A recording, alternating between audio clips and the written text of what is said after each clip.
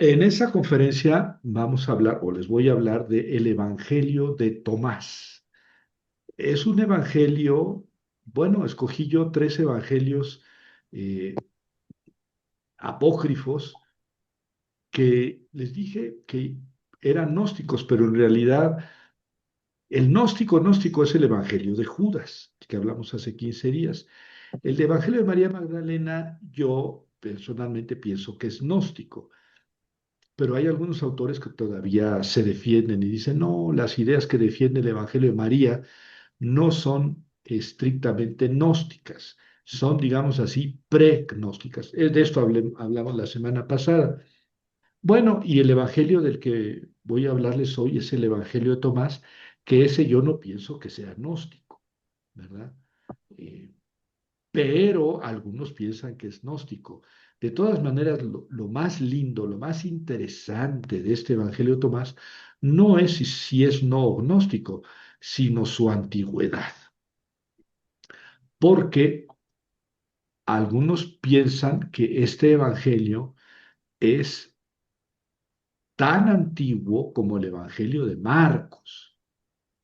Es decir, Marcos es el primer Evangelio que se escribió sobre el año 70, poquito antes tal vez, 65, 70 después de Cristo.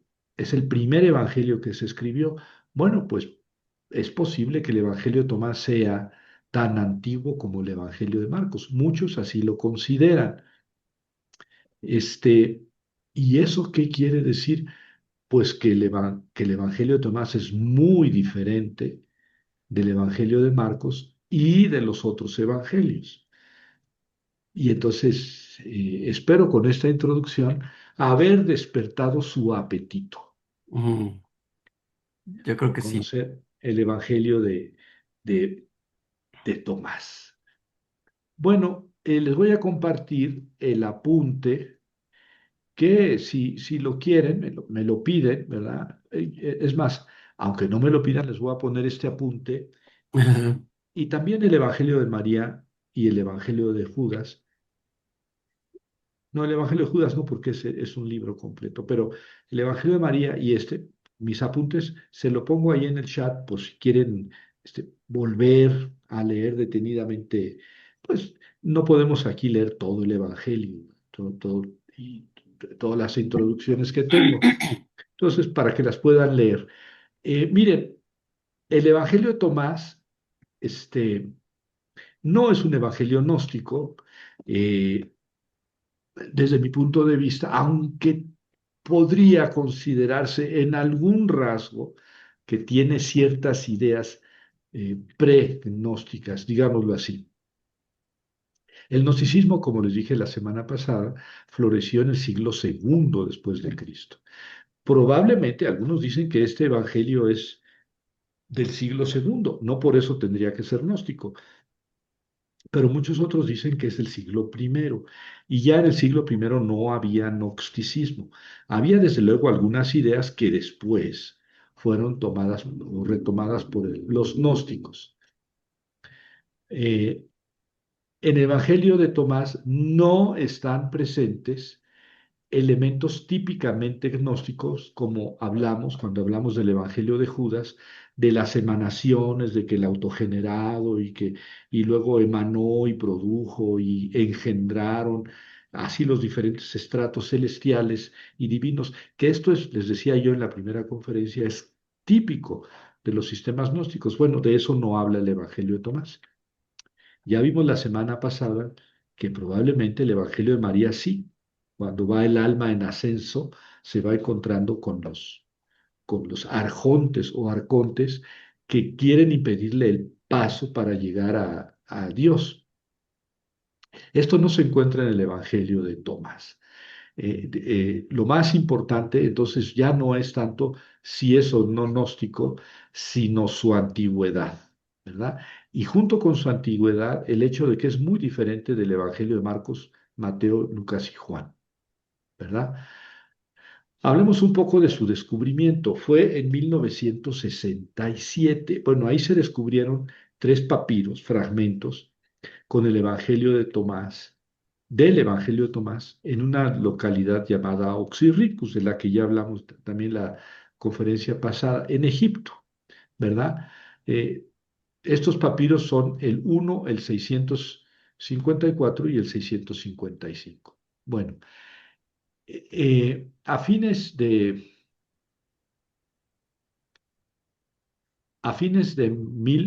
1940, esto es en 1897, pero son pequeños fragmentos. A finales de 1945, en Nag Hammadi, aquí sí, yo les decía la semana pasada que el Evangelio de María no forma parte de la biblioteca de Nag Hammadi, que son textos gnósticos, más de 1000 páginas de textos gnósticos en 13 volúmenes. Eh, y ya dije que son textos gnósticos. Bueno, este, tienen textos, que son fundamentalmente gnósticos, pero hay textos ahí que no son gnósticos. Por ejemplo, ahí está la República de Platón, ¿verdad? No toda la República, pero gran parte de la República de Platón está aquí en esta biblioteca de Nag Hammadi y no estamos diciendo que Platón sea gnóstico o haya sido gnóstico, porque acabo de decir que el gnosticismo floreció en el siglo segundo después de Cristo. Platón vivió en el siglo cuarto antes de Cristo. Entonces, no, nada, no puedo decir nada que ver entre Platón y el gnosticismo, no, hay mucho que ver, pero Platón no era gnóstico. Bueno, en esta biblioteca de Nag Hammadi hay 53 libros divididos en códices, escritos en el siglo cuarto después de Cristo. Pero no quiere decir que en ese momento se escribieron esos libros por primera vez. Son copias y son traducciones del griego. Los originales eran en griego, algunos escritos en el siglo II, III, ¿verdad? Después de Cristo, pero escritos en esta biblioteca en copto en el siglo cuarto después de Cristo. Son traducciones del griego al copto. Ahí están los evangelios de Tomás y de Felipe. También hay apocalipsis gnósticos, cartas, oraciones, himnos, tratados teológicos y palabras de Jesús, ¿verdad? La biblioteca de Nag Hammadi comprende 13 códices o 13 volúmenes con más de 1100 páginas. Tiene orientación gnóstica, pero hay textos que no son gnósticos, como, bueno, ya dije que el Evangelio de Tomás no es gnóstico, yo pienso que no es gnóstico, la mayoría de los autores pensamos que no es gnóstico, pero eh, eh, ustedes van a decidir al final de la conferencia si es gnóstico o no. Bueno, el autor de los dichos de Tomás o del Evangelio de Tomás es identificado en el prólogo con Judas y con Dídimo, ¿sí? Es Judas Tomás Dídimo, así es el autor, Judas Tomás Dídimo, ¿verdad? En el Evangelio de Juan, en el capítulo 20, dice que Tomás era llamado Dídimo. Dídimo quiere decir gemelo. ¿Mm? Ujú. Y dídimo es una palabra aramea que significa gemelo, el cuate, el gemelo. Entonces algunos dicen, es que Tomás era gemelo de Jesús, nació junto con Jesús de María. Bueno, no hay que exagerar, ¿verdad? Tomás era llamado Dídimo porque tenía un gemelo, ¿verdad? Este, pero bueno, algunos ya con eso basta para que digan, es que era gemelo de Jesús. Y es posible que esa idea esté en el trasfondo de este evangelio, ¿verdad? Tomás era un gemelo de Jesús, o sea, tenía tanta autoridad como Jesús. Oye, Javier, pero Jesús era hijo de Dios y Tomás, bueno, pues si era su gemelo, también era hijo de Dios. Ahora bien, en el evangelio de Tomás, Jesús no es llamado hijo de Dios, nunca se le dice que sea hijo de Dios. Entonces, a lo mejor en ese, digamos,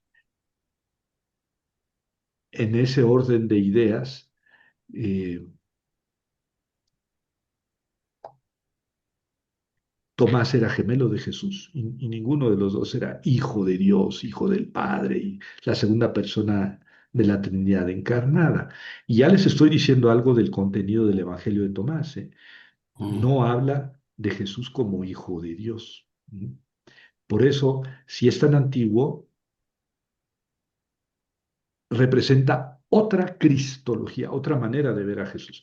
Pero no nos adelantemos, ¿verdad? Tomás en los evangelios aparece como uno de los apóstoles, ¿verdad? En todas las listas aparece Tomás junto con Bartolomé y Felipe y Mateo en el segundo grupo de los discípulos de Jesús, ¿verdad? Este es el que cuando Jesús le dice, vamos a Galilea, Tomás dice, vamos a morir con él, porque le dice, bueno, si te que buscaban en Galilea para matarte, ¿por qué quieres ir a Galilea?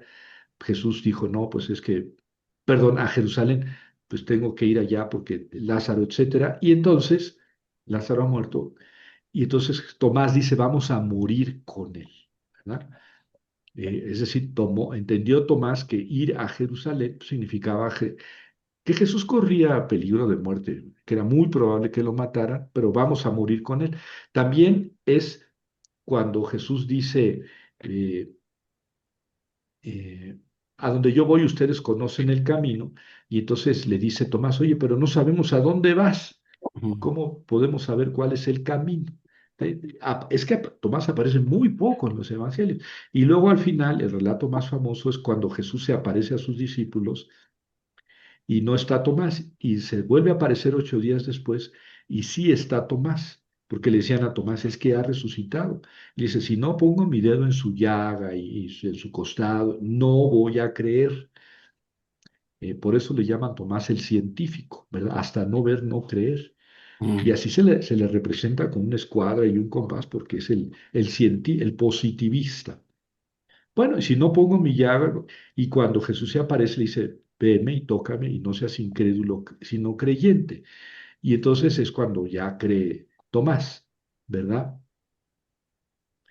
Eh, También es uno de los discípulos que cuando ya en el mismo Evangelio de Juan, en el capítulo 21, Jesús ya está resucitado y se les aparece a los discípulos a orilla del lago, ellos estando en el lago, venían de pescar y no habían, por cierto, pescado nada.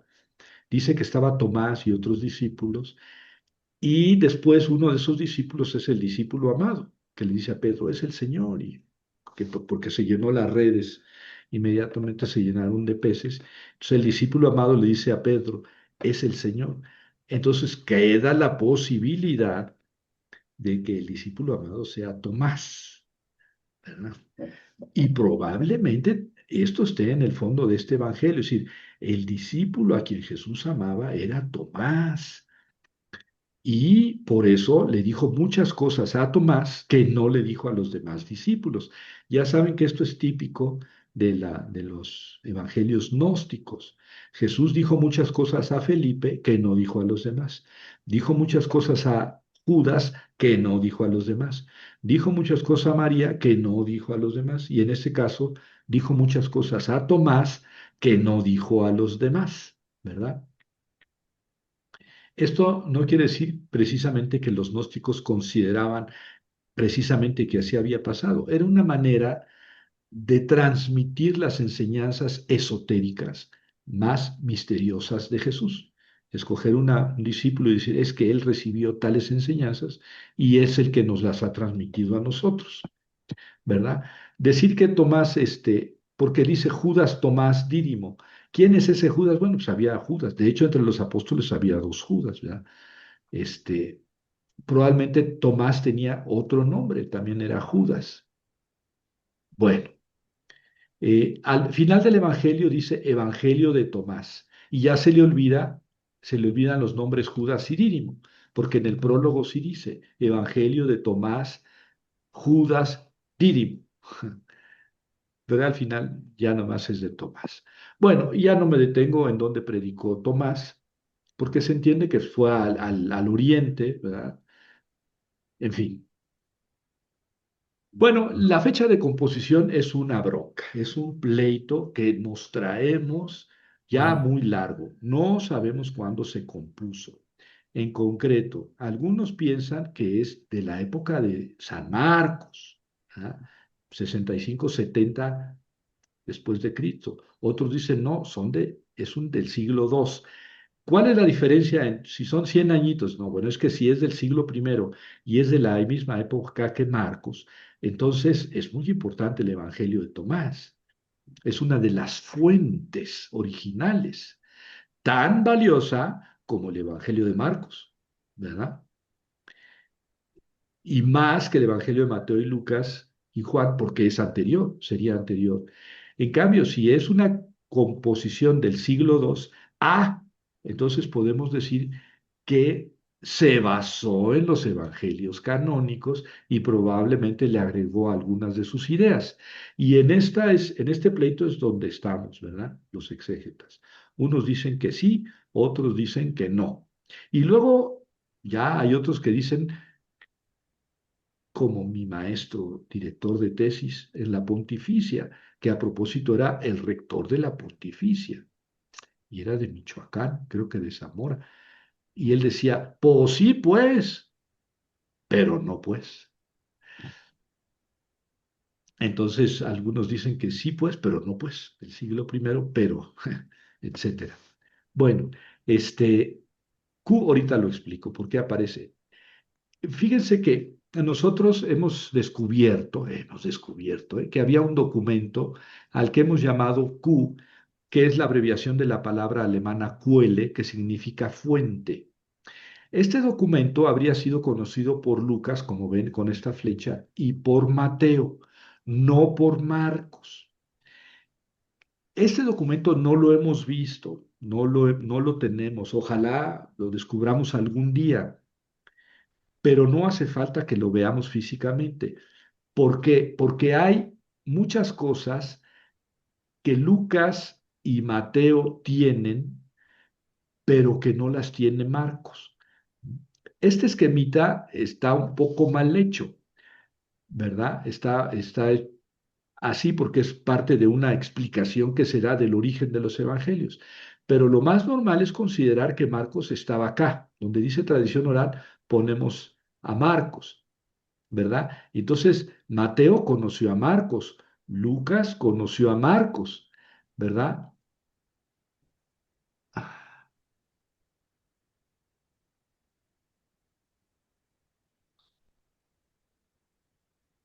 perdón, estoy admitiendo a alguien. Mateo conoció a Marcos y Lucas conoció a Marcos, pero hay cosas que tienen Mateo y Lucas que no tiene Marcos. ¿De dónde las sacaron?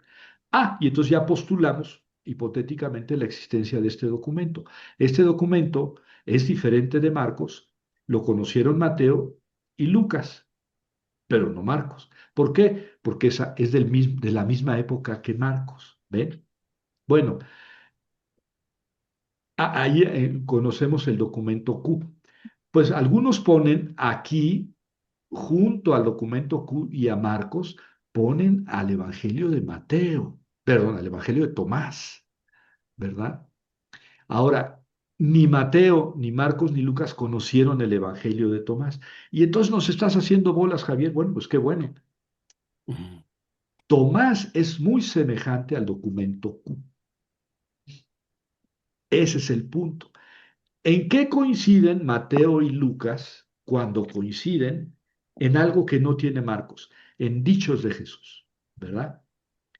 No coinciden, por ejemplo, en añadir una parábola, en añadir un milagro. En esas cosas Mateo y Lucas no coinciden, a diferencia de Marcos, sino que cuando se separan de Marcos, o bien tienen sus fuentes propias, como aquí dice fuente de Lucas, podría existir una fuente de Mateo, o bien cada quien tiene su fuente, o bien tuvieron una fuente, pero de hecho coinciden en muchas cosas, Mateo y Lucas, contra Marcos, y entonces planteamos la existencia del documento Q.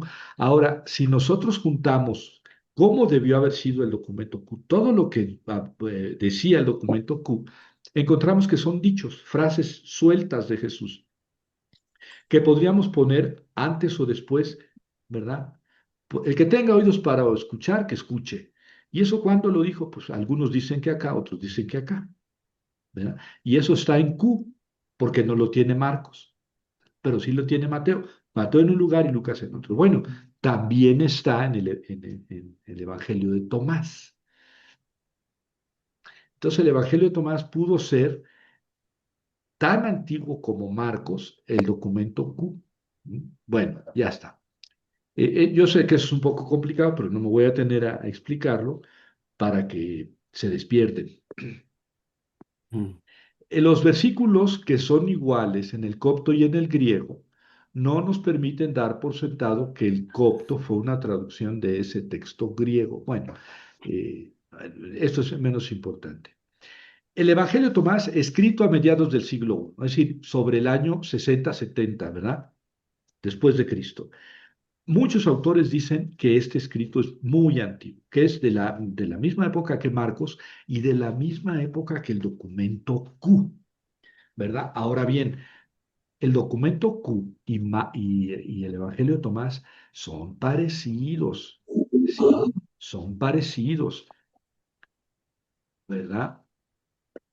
Y entonces muchos dicen que es un documento del siglo primero.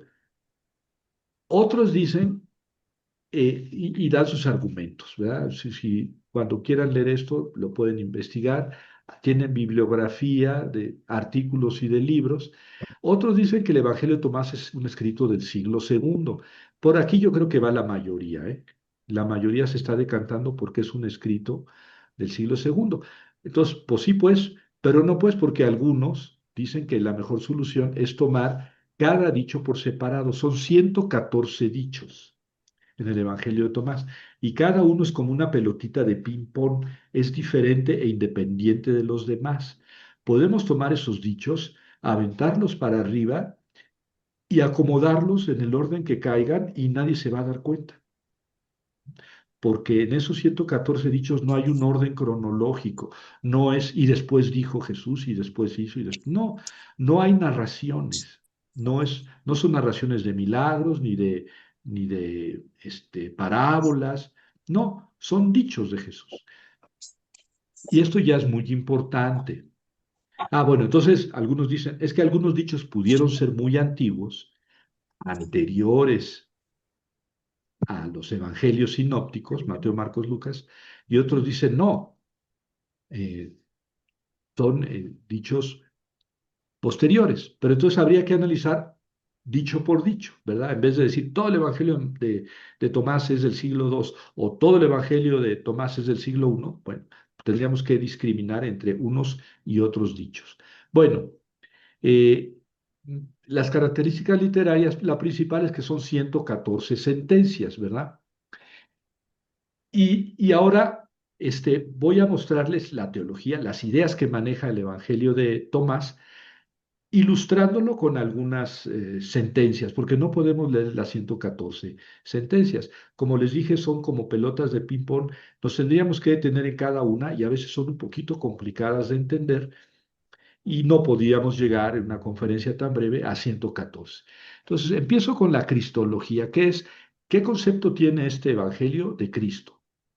Jesús es considerado un maestro de sabiduría, más o menos como sucede en Q, ¿verdad? Jesús es un maestro de sabiduría. Ambos, Q y el Evangelio de Tomás, guardan sentencias breves de Jesús, ni siquiera parábolas largas o enseñanzas articuladas. Esto quiere decir que para esos dos documentos, el documento Q y el Evangelio de Tomás, era más importante la enseñanza en tono sapiencial de sabiduría de Jesús que sus hechos y milagros. Ojo,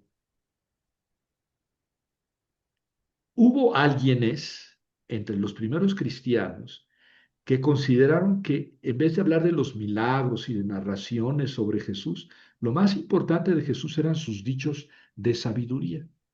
Y los coleccionaron, y aquí tenemos Q, y aquí tenemos el Evangelio de Tomás. ¿Ven? Diferentes tradiciones sobre dichos de Jesús. Hay muchos dichos que se parecen mucho. Ah, miren, muchos dichos que se parecen mucho a los que Jesús dijo, según los evangelios. Las diferencias que guarda con estos pueden ser significativas en los acentos que quiere dar el Evangelio de Tomás.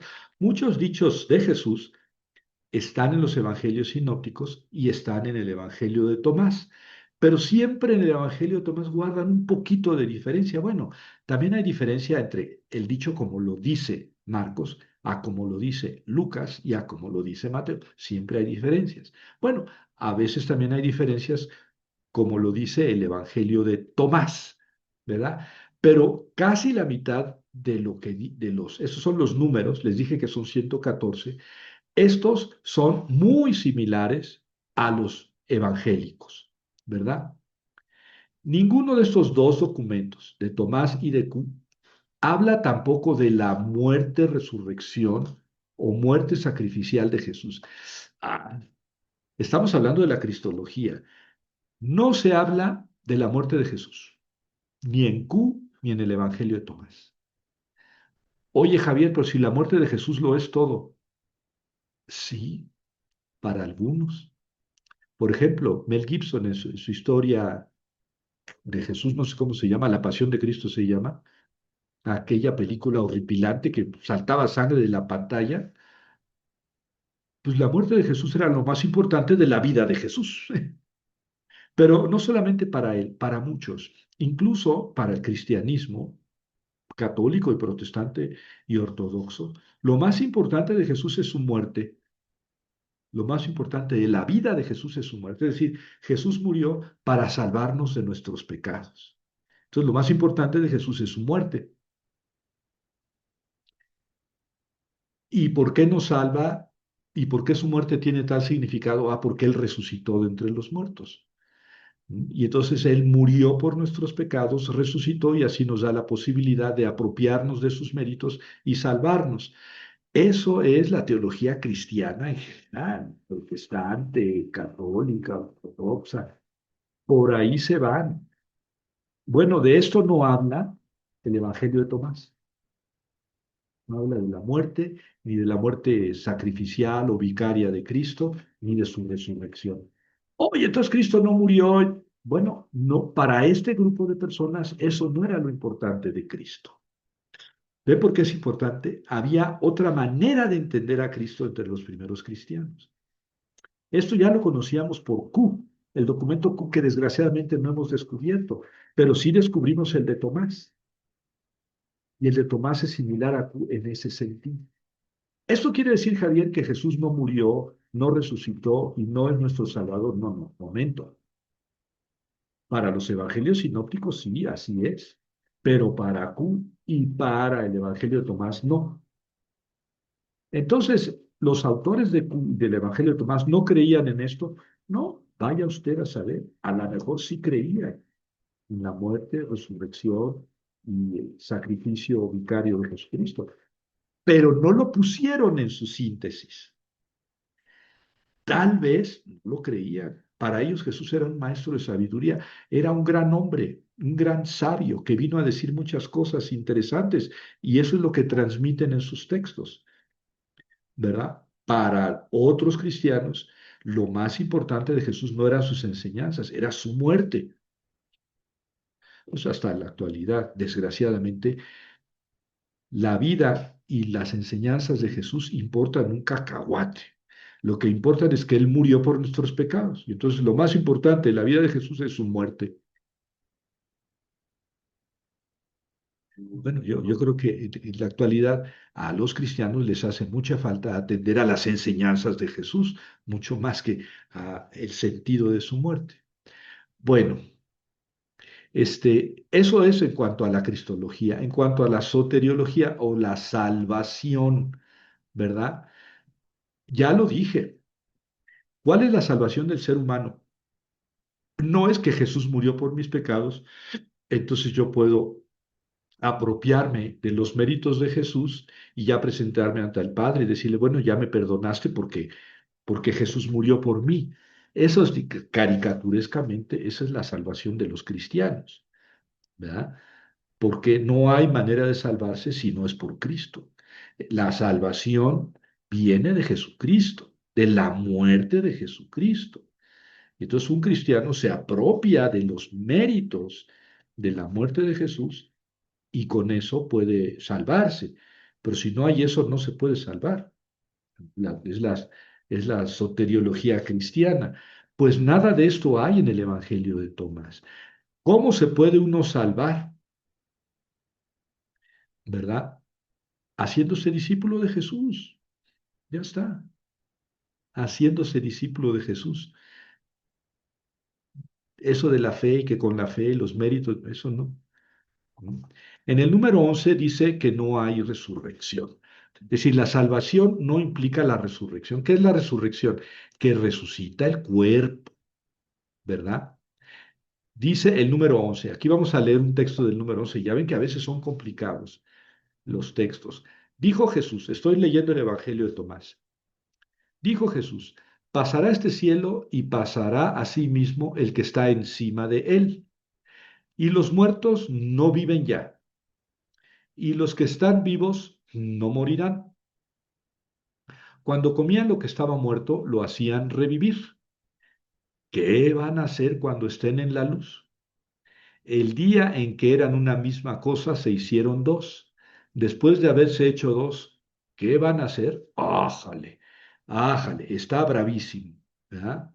Está, y no me puedo ir al anterior porque trata otro tema, ni al posterior porque trata otro tema. Pero vamos a tratar de digerirlo. Pasará ese cielo y pasará asimismo el que está encima de él. Este cielo es, digamos así, esta vida, pasará. Y la que venga después, pasará. Los muertos no viven ya. Parece una verdad, eh, una perogrullada. Pero bueno, vamos a entender que los que murieron ya no viven. Ya se acabó Melitón la canción. Y los que están vivos no morirán. Ájale. Entonces hay unas personas que están vivas y ya no van a morir. Vamos a pensarlo así. Los muertos ya no viven, es decir, el cuerpo ya no resucita. Lo muerto está muerto. Y los que están vivos ya no morirán. El alma ya no va a morir. Está viva y ya no va a morir. ¿Se fijan cómo así se puede entender? Y esto, pues no solamente, eso no es necesariamente gnóstico, eso también lo tenía Platón y Pitágoras, el cuerpo y el alma. El alma se va al cielo y el cuerpo ya no vive, ya caput. Y los que están vivos, el alma, ya no muere. Esto no es gnosticismo, ¿verdad? Es platonismo, si quieren, o pitagorismo, pero no es la enseñanza de la Biblia. La Biblia habla de la resurrección de la carne. Cuando comían lo que estaba muerto, lo hacían revivir. Si yo cuando yo me como un pollo, como ahora comí caldito de pollo, me comí mi pollito, bueno, el pollo está muerto, pero yo estoy vivo. Entonces, en cierta forma, yo hice revivir al pollo. El pollo está vivo en mí, ¿no? ¿Qué van a hacer cuando estén en la luz? Cuando esté allá, pues ya no voy a comer pollito, ya voy a ser un alma pura. El día en que eran una misma cosa, se hicieron dos. Yo me hice dos, me hice cuerpo y alma. Después de haberse hecho dos, ¿qué van a hacer? Pues ya nada, que me quedo solamente mi alma. Ya soy uno. Bueno, eso es una manera de entender este texto, porque en sí mismo es complejo, pero en el contexto puedo entenderlo platónicamente y hablar de cuerpo y alma. Esto quiere decir que no hay resurrección. Es decir, el Evangelio de Tomás pues no es lo que digamos cristiano. En los evangelios se habla de la resurrección en todo el Nuevo Testamento. Y este dice que no, es platónico, ¿verdad? Este número que acabo de leer, supone la inmortalidad, claro, la inmortalidad del alma. También los números 18 y 19 suponen esa inmortalidad. Leo los números 18 y 19. Dijeron los discípulos a Jesús, dinos cómo va a ser nuestro fin. A ver, dinos Jesús, ¿cómo va a ser nuestro fin? Jesús respondió, ¿es que han descubierto ya el principio para que pregunten por el fin? Sepan que donde está el principio, allí también está el fin. Ah, caray. Dichoso el que se encuentra en el principio. Él conocerá el fin y no gustará la muerte. Ah, sí, quieren saber del fin, pero el principio es lo importante. Aquí y ahora, si ustedes conocen lo que está dentro de ustedes mismos, ¿verdad? Van a conocer el fin. Es decir, si ustedes conocen su alma, ¿verdad? Van a conocer su fin, a dónde van a llegar, pues a hacer a esa alma, a deshacerse del cuerpo. ¿Ven cómo vuelve a decir, no hay resurrección, lo que sí hay es inmortalidad? Vamos a leer con esta perspectiva otra vez este número. ¿Cómo va a ser nuestro fin? Respondió Jesús. Es que han descubierto ya el principio para que se pregunten por el fin. O sea, hay que descubrir el principio primero. Sepan que donde está el principio, ahí también estará el fin. ¿Sí? En uno mismo, si ves ahí el principio, lo que eres, pues eso es lo que vas a hacer en el final, ¿verdad? Esto es muy gnóstico, pero es también muy, digamos, dualista de cuerpo y alma. Si tú conoces el alma que hay en ti, pues ya sabes lo que eres, lo que vas a hacer en el fin. Dichoso el que se encuentre en el principio, en el que se conoce a sí mismo. Él conocerá el fin y no gustará la muerte. ¿Sí? No va a morir. ¿Por qué? Pues porque va a seguir esa realidad suya que es su alma, ¿verdad? Jesús dijo algo parecido en el Evangelio de Juan. No hay que extrañarse mucho, ¿verdad? El que cree en mí, dice Jesús, tiene vida eterna. No dice tendrá, dice tiene. El que cree en mí tiene vida eterna. Pues es lo mismo que esto, nada más que allá en el Evangelio de Juan sí se habla de resurrección y aquí no, se habla de inmortalidad del alma. En el número 19 dice, dijo Jesús, dichoso aquel que ya existía antes de llegar a ser. Si se hacen mis discípulos y escuchan mis palabras, esas piedras se pondrán a su servicio. 5 árboles tienen en el paraíso que ni en verano ni en invierno se mueven y cuyo follaje no cae. Quien los conoce no gustará la muerte. Este número 19 es hasta más hermético, más difícil. Dichoso aquel que ya existía antes de llegar a ser, pues existía en el cielo. Y antes de llegar a ser esta persona con cuerpo, existía como alma allá arriba, digamos. Creo que es la idea general y entonces está hablando del dualismo, cuerpo y alma, que no es la idea cristiana del ser humano. El ser humano es un ser carnal y espiritual al mismo tiempo, pero no dos cosas que se separan o separables, no. El ser humano es la persona, por eso en la resurrección va a ser cuerpo y alma, el ser humano completo. Bueno, también afirman la inmortalidad, el número 111 de forma semejante al 56 y al 80. Vamos con la ética. Los que siguen a Jesús deben cambiar su estilo de vida. Hay que seguir a Jesús, hay que ser como Él. Deben convertirse, hacer lo bueno, obrar bien, salir del mundo. Esta hay cierta insistencia en dejar el mundo. Bueno, también Jesús en el Evangelio de Juan también dice, no te pido que los saques del mundo, sino que los preserves del mal. Entonces, el salir del mundo es como alejarse del mal, ¿no? Esta fue la principal finalidad de Jesús, ¿verdad? Hacer lo bueno y salir del mundo. El solitario es quien ha entregado su personalidad uniendo al joven y al anciano. Es el solitario, el que logra unir su personalidad. El discípulo debe en general entender a Jesús. Hay muchas veces en que se habla de el que entiende verdaderamente a Jesús hace tal y tal cosa, ¿no? La antropología, es decir, ¿qué es el ser humano para el Evangelio de Tomás? El Evangelio de Tomás es ascético, ¿verdad? El ser humano no morirá. Bueno, esto ya lo hablamos.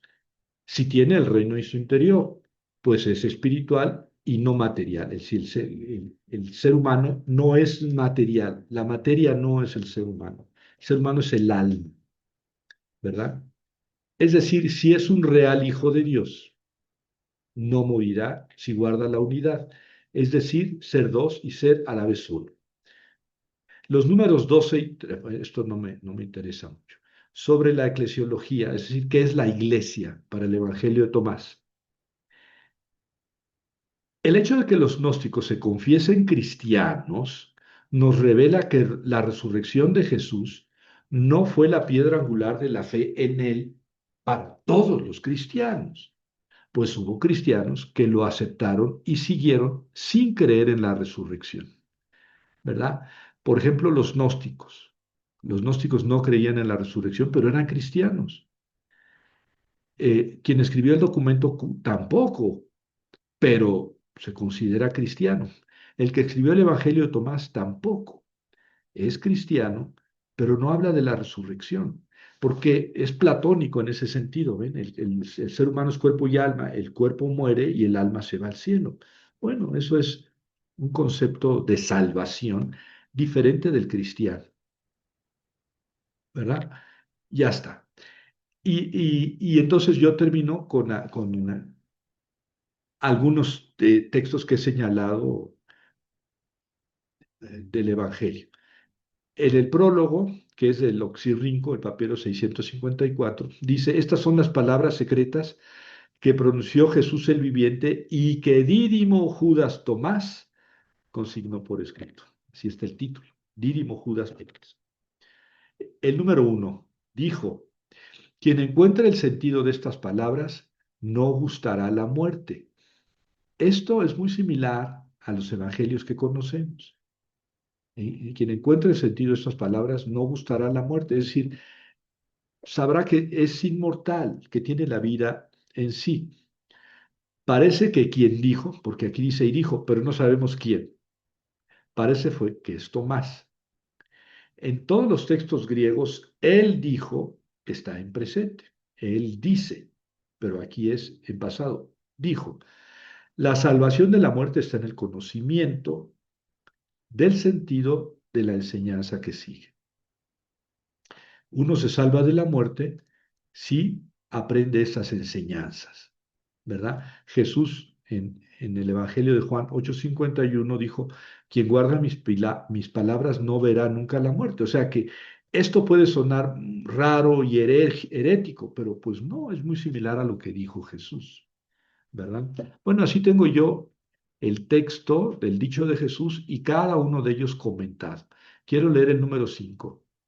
Dijo Jesús, reconoce lo que tienes ante tu vista y se te manifestará lo que te está oculto, pues nada hay escondido que no llegue a ser manifiesto. Esto está en los evangelios, ¿verdad?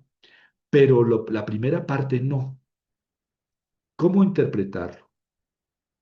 A lo misterioso se llega por lo material y por lo que está presente. Reconoce lo que tienes ante tu vista y se te manifestará lo que está oculto. Es una manifestación, es una afirmación antiesotérica, ¿verdad? Que lo oculto es inalcanzable y que... No, no, no. Es alcanzable si te fijas en lo que tienes ante la vista, ¿verdad? Más espiritualmente, si tú te conoces a ti mismo, conoces el alma que hay dentro de ti, si pones atención a ti, vas a conocer tu alma, es decir, lo que está oculto.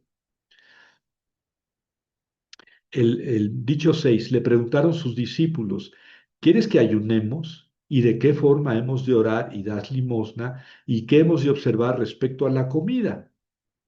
Jesús les dijo, no mientan ni hagan lo que aborrecen, pues ante el cielo todo está patente, ya que nada hay oculto que no termine por quedar manifiesto y nada escondido que no pueda mantenerse sin ser revelado. Este se lo leo porque, como ven, es muy similar a los evangelios. Es muy similar a los evangelios que conocemos. Y ya voy a terminar con el texto que es muy importante y que está al centro, fíjense, no es casual que esté en el centro del Evangelio de Tomás, tal vez está precisamente en el centro por ser la afirmación más importante y que para algunos es indicio claro de que el Evangelio de Tomás es gnóstico. En el 49 dijo Jesús, bienaventurados los solitarios y los elegidos. ¿Ven? El que es elegido es solitario. Ustedes encontrarán el reino ya que de él proceden. Los elegidos, los solitarios, van a encontrar el reino porque proceden del reino y van a regresar al reino. Esto podría tomarse en sentido gnóstico, ¿verdad? Ustedes pertenecen a Dios arriba, ¿verdad? Y van a regresar arriba, es, digamos, el ascenso del gnóstico de regreso al cielo. Pero el gnóstico regresa no en cuerpo, regresa nada más en alma.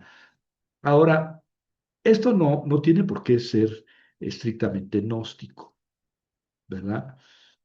Si entendemos que venimos del reino, pues al reino vamos a ir. Es una enseñanza cristiana. El número 50 dijo Jesús, si les preguntan de dónde han venido, díganle, nosotros procedemos de la luz, del lugar donde la luz tuvo su origen por sí misma. Allí estaba afincada y se manifestó en su imagen. Ya está, de ahí venimos. Si les preguntan quiénes son ustedes, digan, somos sus hijos y somos los elegidos del Padre viviente. Si les preguntan, si se les pregunta cuál es la señal de su Padre que llevan en ustedes mismos, díganle, es el movimiento y a la vez el reposo. Esos números 49, 50 y 51 especialmente pueden interpretarse gnósticamente y de ahí que muchos hayan dicho el Evangelio de Tomás es gnóstico. Ahora, si los leemos detenidamente, pues no son necesariamente gnósticos, ¿verdad? Nosotros procedemos de la luz. Bueno, Jesús dice, yo soy la luz del mundo. Nosotros procedemos de la luz, ¿no? Si somos discípulos de Jesús, ¿verdad?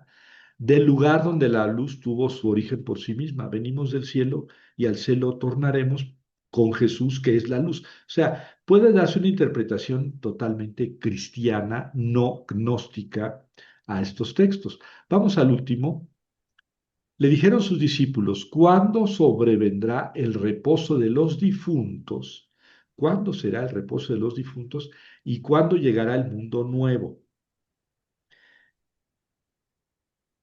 Le está preguntando a Jesús, ¿cuándo va a ser el mundo nuevo? Digamos, ¿cuándo vas a venir por segunda vez para que se acabe el mundo y nos vayamos a vivir felices contigo por toda la eternidad? Él les dijo, ya ha llegado el reposo que esperan, pero ustedes no caen en la cuenta. mm, Ya está. Eso que ustedes tienen ya está. Pero no se han dado cuenta. Por eso no hay que buscar el fin, hay que buscar el principio. Ya está ahí. Dense cuenta de que está ahí, ¿verdad? Este, el reposo de los difuntos, es decir, pues la otra vida, el mundo nuevo, ¿cuándo? Ya está dentro de ustedes. Ahora comparen esta palabra de Evangelio de Tomás con lo que dice Jesús. El que cree en mí tiene vida eterna. El reposo que esperan ya lo tienen en ustedes. Si no es una enseñanza que haya que considerar gnóstica, pero claro, viene como anillo al dedo en medio del gnosticismo. Por eso este evangelio está en la biblioteca de Nag Hammadi. ¿Mm? ¿Cuándo sobrevendrá el reposo de los difuntos? Si respondes gnósticamente, vas a decir, es que el cielo, la vida eterna, tu libertad como alma pura, está en este mundo encerrado en un cuerpo. Pero cuando mueras, cuando muere el cuerpo, tu alma va a ascender a través de los diferentes estratos celestiales a Dios, a lo que era en el principio. Va a volver a lo que era. Por eso, preocuparse por lo que va a suceder, por lo que va a ser, pues es preocuparse por algo que todavía no es. Preocúpate por descubrir y vivir de acuerdo con lo que tú eres, con tu alma, con tu espíritu, para que al morir regreses a donde debes estar. Esto puede entenderse gnósticamente y tal vez por eso está este evangelio entre los gnósticos. Pero esto no es necesariamente gnóstico, esto también es platónico. Platónico también habla de que el alma andaba por allá, fue enviada a un cuerpo y cuando el cuerpo se muere, el alma regresa y hace una peregrinación para llegar a Dios y quedarse allá a vivir para siempre con él o bien regresar a un cuerpo porque se portó más o menos mal, tiene que regresar a un cuerpo. Entonces, esto no es estrictamente mm, gnóstico, pero viene como anillo al dedo para el gnosticismo. Yo sé que esta conferencia es un pues sí pues, pero no pues. Mm, ¿Por qué?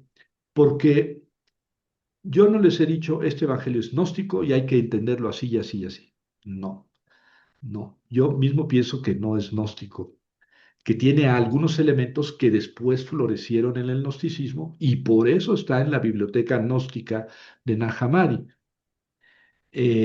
Pero algunos autores dicen que sí es gnóstico. Tampoco les he dicho, entonces yo no sé, allá ustedes decidan. Algunos autores dicen que es del siglo I, contemporáneo de Marcos. Otros dicen que no, que es del siglo II, por tanto posterior y dependiente de los evangelios canónicos conocidos. No lo sé, no lo sé. Muchos autores dicen que es del siglo I y hay estudios recientes de autores que dicen, no, es que si ustedes comparan, por eso les leí algunos números en los que se ve que el Evangelio de Tomás dice las mismas cosas que los evangelios que conocemos. Sí, pero dentro de ese decir lo mismo hay cositas que son diferentes. Y ahí se ve que el Evangelio de Tomás trae otra tradición independiente de los evangelios sinópticos. Entonces, si decimos que el Evangelio de Tomás es del siglo II, ¿cómo te explicas esa independencia? Sí, la dependencia es lógica, pero la independencia, lo que es diferente, ¿cómo te lo explicas? Entonces, también en esto yo estoy perplejo. Pues sí, pues, pero no, pues. Ya no sé si es del siglo I o del siglo II. Mejor ustedes decidan. mm,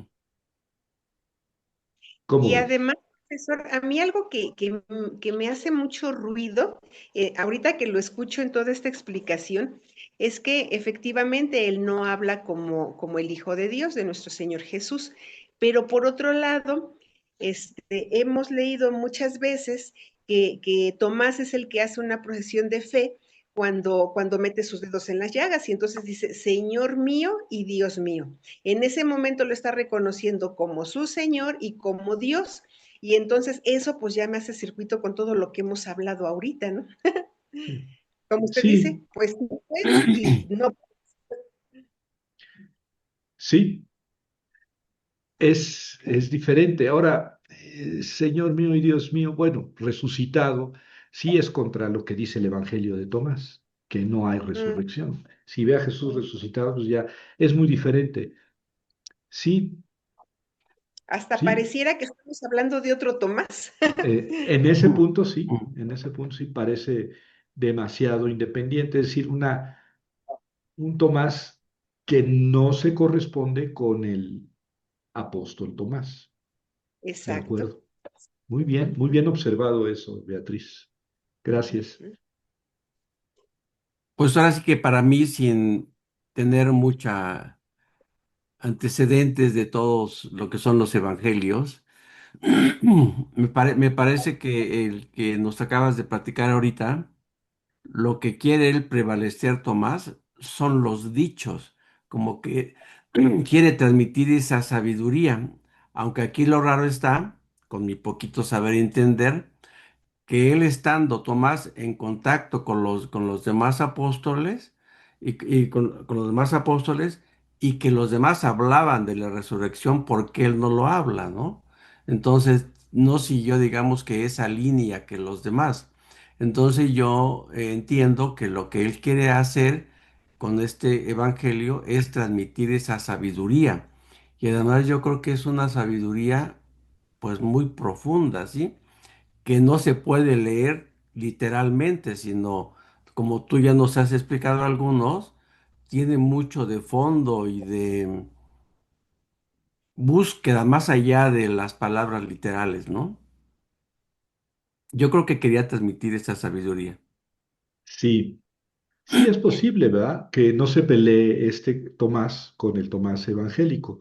Lo que Ujú, pasa es que este Tomás quería subrayar las enseñanzas de Jesús, Jesús ujú, como maestro de sabiduría.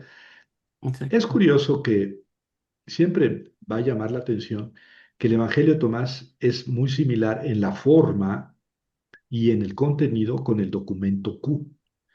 Ahora Ujú, bien, el documento Q es anterior a Mateo y Marcos, perdón, a Mateo y Lucas. ¿Por qué? Porque Mateo y Lucas tomaron del documento Q. Ahora bien, si Mateo y Lucas se escriben en el año 80, digamos, de nuestra era, el documento Q, pues habría que ponerlo en el año 70, es ujú. decir, en la misma época que Marcos. Ahora, las similitudes entre el documento Q y el Evangelio de Tomás son muy grandes en la forma y en el contenido, porque sobre todo en lo que no dice, ¿verdad? Que Jesús murió por nuestros pecados, que resucitó, eso no lo dicen, siendo tan importante en todo el Nuevo Testamento que el documento Q y el Evangelio de Tomás no lo digan, son indicios probablemente de ver de algo más importante que el hecho de que, bueno, lo que aquí Tomás quería era resaltar las enseñanzas de Jesús aparte de lo demás. Ujú. Así lo entendería yo, ¿no? Ujú, Podría ser, pero, ujú, pero puede ser que haya en el fondo una concepción diferente de Jesús, ujú, una concepción diferente. Lo más importante de Jesús no es que es Dios, no, no es que murió por nuestros pecados, no, no es que nos salvó, no, lo más importante de Jesús son sus enseñanzas. exacto. Bueno, eso es en el punto de vista, digamos, de Q y Sí. del Evangelio de Tomás. Y, y eso, bueno, miren, yo creo que no es tan complicado. Lo que Ujú, puedes hacer es estudiar los 114 dichos del Evangelio de Tomás, poner aquí todo el documento Q, que también se puede encontrar, ¿verdad? ¿Qué es lo que decía, según lo que podemos reconstruir? Y hacer el análisis. ¿Qué es lo que dicen? ¿Cómo lo dicen? Incluso cuando hablan de lo mismo, ¿cuáles son sus diferencias? ¿A qué se pueden deber? ujú, Y lo mismo comparando con lo que dicen los evangelios. Por ejemplo, el que tenga oídos para escuchar, que oiga. ¿Cuándo dice Jesús eso? ¿Cuántas veces? ¿Cómo lo dice en el Evangelio de Marcos, de Mateo, de Lucas? ¿Cómo lo dice en Q? ¿Y cómo lo dice en... Porque también lo dice varias veces en el Evangelio de Tomás. Y ujú, entonces, ya si comparamos así, con lupa, estos textos podemos decir, sí depende este literariamente de este otro, no le copió, quiere decir, quiere subrayar algo diferente a través de las mismas palabras de Jesús. ujú. Y esto digamos, la manera de ir progresando en el conocimiento. Ujú, Y esto exacto. lo han hecho otros autores, pero es importante, pues, sería deseable que ustedes, ya que están tan interesados en el Evangelio de Tomás y en el Ujú, documento, ustedes hagan ese ejercicio, ¿verdad? ujú, De hecho, las sinopsis de los cuatro evangelios, que hay libros en donde se ponen en columnas Mateo, Marcos, Lucas, Juan, así, ok, ok. comparando en qué son iguales y en qué son diferentes parte por parte. Hay textos así de la sinopsis que abajo me van indicando lo que dice el Evangelio de Tomás. Mm, Para estos ok, autores es muy importante ujú, porque considera que el Evangelio de Tomás es tan antiguo como los evangelios sinópticos. Claro, el Evangelio de Tomás no ok, es un evangelio canónico que se acepte en la iglesia cristiana como tal, no, pero es tan antiguo como los evangelios ujú, canónicos y hay que tener en cuenta, pues, cuando queremos estudiarlos, qué es lo que dice uno y qué es lo que dice el otro. Porque miren, si yo soy comunista, yo soy materialista, ujú, este, yo puedo decir, Jesús no era Dios, hombre. A ujú, Jesús lo hicieron Dios. ¿Qué era ujú, Jesús? Pues era un maestro de sabiduría, como dice en Q y como dice el Evangelio de Tomás. Ujú. Y a eso se le puso encima todo aquello de que es Dios y que hizo milagros. ¿Ven? Y entonces, más bien, los fieles a la historia son Q y el Evangelio de Tomás. Y los que le Ujú. añadieron adornos a todo Ok, eso ya y son los otros. teología, ya son los otros. Exacto, exacto. Sí. Es Entonces, interesante si yo eso. analizo los evangelios como cristiano, bueno, tomo un camino. Si los estudio como historiador, Ujú. tomo otro. Y si los estudio como historiador ateo, pues digo, ah, ya está, ya descubrí dónde estuvo la mano negra, ¿verdad? Se Bueno, quedó. esto como posibilidad, ¿no? Sí, sí. Ah, Ya te ya, moviste. ya Ya. regresé. Ah, Mm. Ah, pensé que me había muerto, que mi alma No, había no, vuelto no. con el Creador. Jaime, sí, ibas profesor, a mire, decir son algo, varios, sí. varios puntos. Por ejemplo, él parte de que el alma esa es inmortal. Ajá. Entonces, yo trato de entender de que por eso no entran dentro del canon, de acuerdo a la doctrina católica que posteriormente se fue pues tomando otro giro, ¿sí? Por decirlo de alguna manera, no sé si me explico. Sí, Entonces no entra precisamente porque no marca como los otros cuatro, que son muy, bueno, principalmente Mateo, Lucas y Marcos, y Juan. que más o menos hablan sobre lo mismo, de la resurrección y demás. Pero Mateo, como digo, Tomás, como usted bien lo dice, él habla desde un punto de vista más profundo sobre una enseñanza como un maestro. Por lo tanto, la iglesia lo descartó porque no entran dentro del canon que la misma iglesia en esa época este, lo estructuró. ¿Sí me explicó? Como surgimiento de un movimiento de poder, dejando a un lado realmente la esencia de lo que Jesucristo nos vino a enseñar. Al menos yo lo interpreto así, no sé, a lo mejor temas. Sí. Bueno, a mí me da gusto escuchar a Jaime porque son maneras de pensar y Ujú. son conclusiones Ajá. muy respetables. Claro, no, podemos no estar de acuerdo o podemos seguir o acentuar otra manera de pensar, ¿verdad? Este, pero claro, el objetivo de estas conferencias no es que todos digamos, sí, el doctor Quesada tiene razón y hay que creer esto y entender esto y saber esto. Pero a mí no me da pena decir, miren, pues sí, pues, pero no, pues. Es decir, yo no sé Ujú. si es del siglo I o del siglo II. Tampoco Ujú. sé si es estrictamente gnóstico o es solamente, digamos así, platónico, o si es una enseñanza aparte de las enseñanzas canónicas, o es una enseñanza independiente y, digamos, crítica. Si yo soy Tomás, digo, no, mi querido Marcos, tú andas errado. Jesús era Ujú. esto. Eso no lo sé yo, no lo sé yo, y es más, nadie lo sabe. Ahora que No. lleguemos allá al cielo, le preguntamos a Tomás y a Jesús y a Mateo y a Marcos, oye, a ver, explícame esto. Mientras tanto, pues nos divertimos, pero nos divertimos seriamente, es decir, No, no, no. hacemos el estudio y nos quedamos. Yo creo que se vale la perplejidad, ¿no? Sí. Yo antes era más chavo y decía, no, es que hay que tomar idea, hay que tomar partido, hay que decir lo que creo. Y ahora digo, ¿por qué? ¿Por qué? Yo no sé. Yo sé esto y esto y esto y esto. Una decisión clara y tajante al respecto, yo no la tengo. Pero además, si yo tuviera una decisión clara y pudiera decirles, yo pienso esto y esto y esto, yo mismo estaría diciéndoles, tal vez en 6 meses yo cambie de opinión. Ujú. Porque sigo estudiando, sigo leyendo, sigo pensando y digo, no, era por acá. Sí. No, es que tú dijiste, bueno, yo dije hace cuánto, ¿verdad?